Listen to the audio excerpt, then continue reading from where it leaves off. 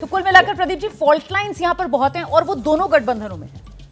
नहीं, देखिए रोमाना जी, 2019 से 2024 का सफ़र देखें तो देश में दो राज्य महाराष्ट्र और बिहार हैं जहां राजनीतिक समीकरण बदल चुके हैं। बिहार में कन्फ्यूजन नहीं है क्योंकि कोई पार्टी टूटी नहीं है, अलाइनमेंट बदला है।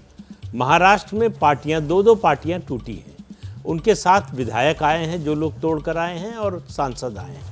सवाल सिर्फ इतना है कि क्या वो अपने साथ वोट भी लेकर आए हैं, क्या जो उनकी पार्टी का जनाधार था उसका भी कुछ हिस्सा लेकर आए हैं, बड़ा हिस्सा लेकर आए हैं, या कुछ नहीं लेकर आए हैं।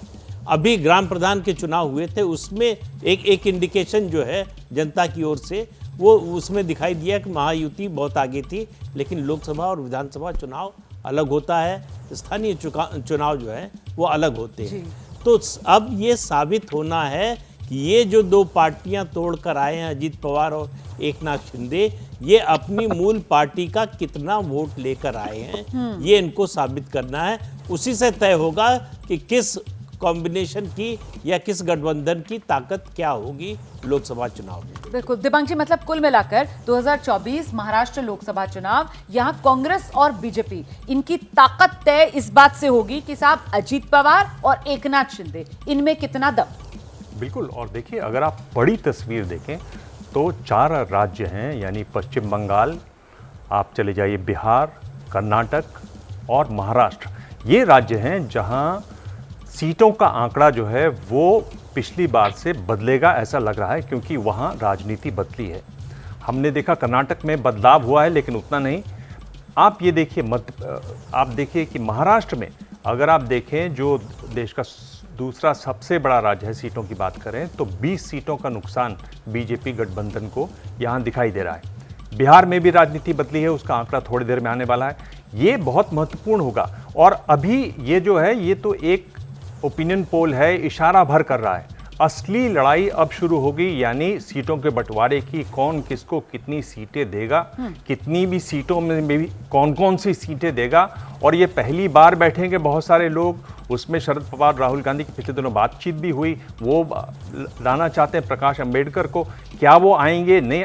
तो असली लड़ाइयाँ अब शुरू होंगी, यानी ये बहुत महत्वपूर्ण होगा कि सीटें ठीक से बांटी जाएं। और अगर ये सीटें ठीक से बचती हैं तो ये जो संजय निरुपम बार बार कह रहे हैं कि हमारा आंकड़ा और बढ़ेगा, तो मेरे ख्याल से उस ओर भी जा सकता है ये चुनाव। ये 4 राज्य देखने वाले होंगे, बहुत महत्वपूर्ण होंगे, और इन 4 राज्यों से अगली सरकार का भी फैसला होगा 2024 में। ठीक है, लेकिन महाराष्ट्र में वो एक कहते हैं ना, एक आम डायलेक्ट में कि साहब ये घोर मठा वाली जो स्थिति बनी हुई है, इस स्थिति के अंदर समीर साहब यहाँ पर क्या इस भ्रम वाली स्थिति में, कंफ्यूजन दूर करने वाली स्थिति में नरेंद्र मोदी एक ऐसा चेहरा जिसकी जबरदस्त, जिसको लेकर लोकप्रियता लोगों में, वो यहाँ पर एडवांटेज बीजेपी और एडवांटेज एनडीए आपको लगता है कि साबित हो सकता है और वो यहाँ डिसाइडिंग फैक्टर हो सकता है? निश्चित रूप से, में कोई दो राय नहीं। प्रधानमंत्री मोदी देश का सबसे सर्वाधिक लोकप्रिय नेता है, और महाराष्ट्र के अंदर तो प्रधानमंत्री मोदी की बहुत ही लोकप्रियता, मतलब किसी और राज्य में थोड़ी कम होगी, लेकिन महाराष्ट्र में प्रधानमंत्री मोदी की लोकप्रियता बहुत ज्यादा है, इसमें कोई दो राय नहीं। अब यह तय करेगा कि प्रधानमंत्री मोदी वहाँ कितनी रैलियां करते हैं, भारतीय जनता पार्टी वहाँ टिकट डिस्ट्रीब्यूशन कैसा करती है, अपने वोटर्स को कैसे बाहर निकालती है। मुझे लग रहा है अब ये पूरा समीकरण तय होगा, और इसमें भारतीय जनता पार्टी बहुत एक्सपर्ट है, संगठन को एक्टिव करने में बहुत एक्सपर्ट है, संघ के जो कार्यकर्ता है वो जमीनी स्तर पर काम करने के लिए बहुत है, सोशल मीडिया उनका बहुत स्ट्रांग है। प्रधानमंत्री मोदी और फिर अमित शाह का जो संगठन है वो जमीनी स्तर पर काम करेगा। देवेंद्र फडणवीस जैसा लोकप्रिय मुख्यमंत्री जो रहा है 5 साल, आज वो उप मुख्यमंत्री है, उनकी लोकप्रियता काम में आएगी। और महाराष्ट्र के कई ऐसे क्षेत्र हैं जहां कांग्रेस और शिवसेना मिलकर बहुत ज़्यादा प्रभाव नहीं डाल सकते, जैसे विदर्भ है। विदर्भ के अंदर बीजेपी का बहुत स्ट्रांग वोट बैंक है, 10 सीट वहां से आती है।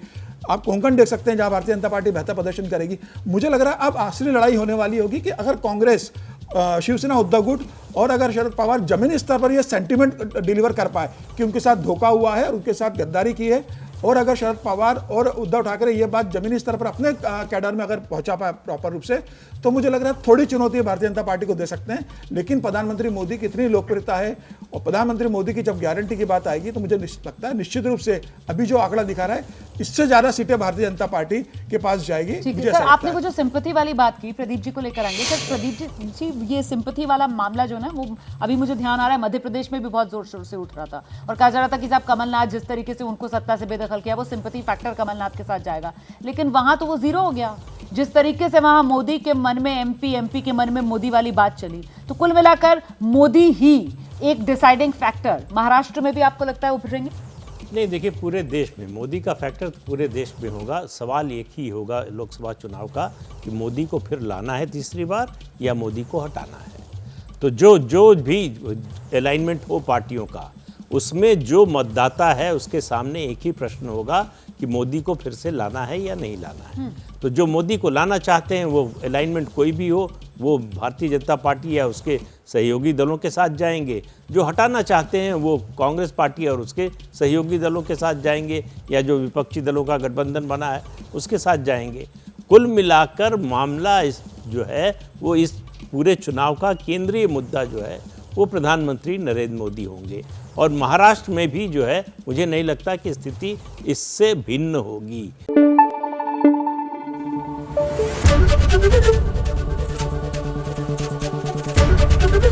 एबीपी न्यूज आपको रखे आगे।